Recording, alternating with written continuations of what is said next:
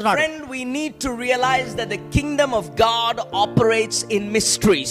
మనం గ్రహించాల్సిన విషయం ఏంటంటే దేవుని రాజ్యము మర్మ రూపకంగా పనిచేస్తుందండి. Hallelujah. Hallelujah. These mysteries are not hidden from you, they are hidden for you. ఈ మర్మములు నీ నుండి దాచబడలేదు, నీ కొరకు దాచబడి ఉన్నాయి. The more we are exposed to these deep mysteries in the word of God, దేవుని వాక్యంలో ఉన్న ఈ లోతైన మర్మములకు మనం ఎంతగా మరి బయలుపరచబడుతూ ఉంటామో, the more these mysteries are revealed to us by the Holy Spirit, అంతగా పరిశుద్ధాత్ముడు ఈ లోతైన మర్మములను మనకు బయలుపరుస్తూ ఉంటాడు. the more the amount of victories you and I can experience in our life. అంత ఎక్కువగా మనము జీవితంలో విజయాలు అనుభవిస్తూ ఉంటాం సంగమా. Many times we've heard our senior pastor say, he says this, he says, I and poverty are divorced. Isn't that right? చాలా సార్లు మనం ప్రధాన కాపరిగా చెప్తూ వచ్చారండి, నేను దారిద్రత విడాకులు తీసుకున్నామని చెప్తుంటాడు. Why? Because he has a revelation of the mystery of prosperity. ఎందుకు? ఐశ్వర్యం గురించిన మర్మమును గ్రహించాడు ఆయన. Today I pray, ఈ రోజు నా ప్రార్థన, may God open your eyes. దేవుడు మీ